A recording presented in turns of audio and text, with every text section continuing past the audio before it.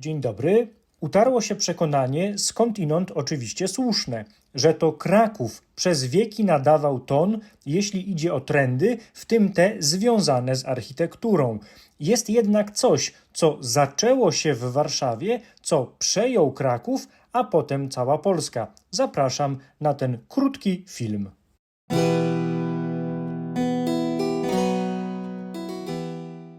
W warszawskiej katedrze znajduje się nagrobek ostatnich książąt mazowieckich, Janusza i Stanisława. Bracia zmarli na początku XVI wieku, a po ich śmierci Mazowsze zostało inkorporowane, czyli włączone do korony. Przyjrzyjmy się zatem płycie nagrobnej, gdyż jest to najstarszy na Mazowszu renesansowy zabytek tego typu, choć posiada jeszcze wiele cech średniowiecznych. Oczywiście należy pamiętać, że dziś oglądamy rekonstrukcję znacznej części płyty, a to oczywiście z powodu działalności niemieckich konserwatorów zabytków działających tu od 1939 roku, co możecie teraz zobaczyć na zdjęciach. Zresztą, jeśli się przyjrzycie bliżej, to w różnych miejscach widać nieco inny kolor kamienia, co jest zgodne ze sztuką, bowiem późniejsze uzupełnienia powinny się odznaczać. Uważne oko zauważy też, że poza nieodbudowaniem całego pomnika odwrócono braci o 180 stopni, prawdopodobnie dlatego, by ukryć tę odtworzoną część, a wyeksponować część tej oryginalnej. Skoro zrobiliśmy ten konieczny wstęp, to przyjrzyjmy się w końcu naszym braciom.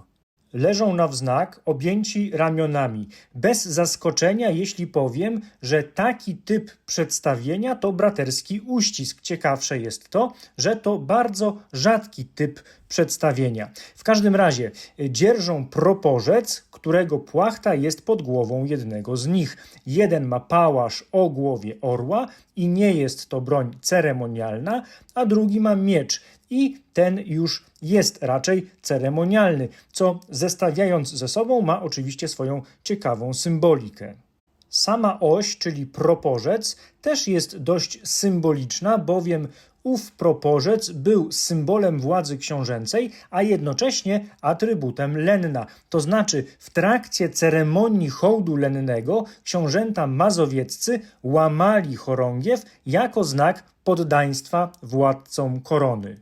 Ale nie sprowadziły nas tu te dyskretne symbole. Otóż zachowały się też fragmenty płyty, na której napisano Stanisław i Janusz, synowie Konrada, księcia mazowieckiego, ze starożytnych królów polskich, ostatnia latorośl męska książąt mazowieckich, przez 600 lat panująca szczęśliwie, młodzieńcy obaj poczciwością i niewinnością celujący, w krótkich odstępach czasu zmarli. Z tą niewinnością to ktoś popłynął, bowiem bracia prawdopodobnie zarazili się od tej samej kobiety w podobnym czasie chorobą weneryczną i dlatego zmarli jeden po drugim. Ale koniec tego napisu też jest ciekawy.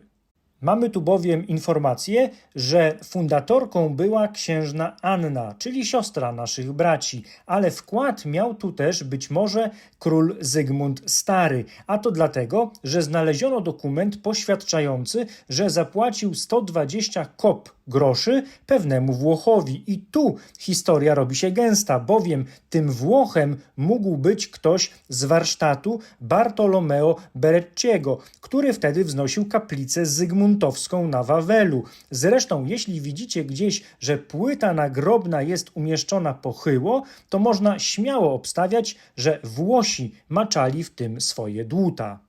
Zatem teoria mówi, że król nadał pewien ton estetyczny tej płycie nagrobnej i zapoczątkował tu coś, co chciał przećwiczyć najpierw, a potem przeniósł to do Krakowa. Mowa o zbroi w stylu maksymiliańskim. Mniejsza skąd ta nazwa, ale mowa o zbroi z takim charakterystycznym żłobieniem czy żłobieniami. Nasi bracia zapoczątkowują ten typ przedstawienia nagrobkowego i potem ten styl znajduje się w kaplicy zygmuntowskiej przede wszystkim w postaci samego króla Zygmunta Starego, choć nie tylko, a jak coś się pojawiło w Krakowie, to stawało się modą na kolejne dekady. Bo skoro król, to i szlachta chciała podobnie. I rosną jak grzyby po deszczu takie przedstawienia, na przykład piękny nagrobek Mikołaja Szydłowieckiego w Szydłowcu, a tu może mniej piękny, ale zgodny z tą właśnie modą Stanisław Lasocki w Brzezinach. Wspominałem też, że nasi bracia są wyjątkowi także z powodu uścisku. Mówiłem, że to bardzo rzadki motyw w renesansowej rzeźbie nagrobkowej w Polsce. Może się nam to wydawać dziwne, bowiem w tej samej katedrze mamy braci Wolskich, też w braterskim uścisku. To naśladownictwo, jakieś pół wieku po książętach mazowieckich i też niestety dziś możemy podziwiać tylko fragment, odtworzony fragment całego założenia. Reszta odeszła wraz z nadejściem wycieczki kulturoznawczej z Niemiec. Jest jeszcze tylko jedno takie przedstawienie w Polsce, w Kraśniku, nagrobek rodzeństwa Tęczyńskich. Zobaczcie Państwo, że motyw z nagrobka książąt jest tu powtórzony, to znaczy rodzeństwo trzyma się za ręce zewnętrzne, natomiast wewnętrznymi obejmują się za ramiona i tyle. Więcej takich przedstawień w Polsce nie znam.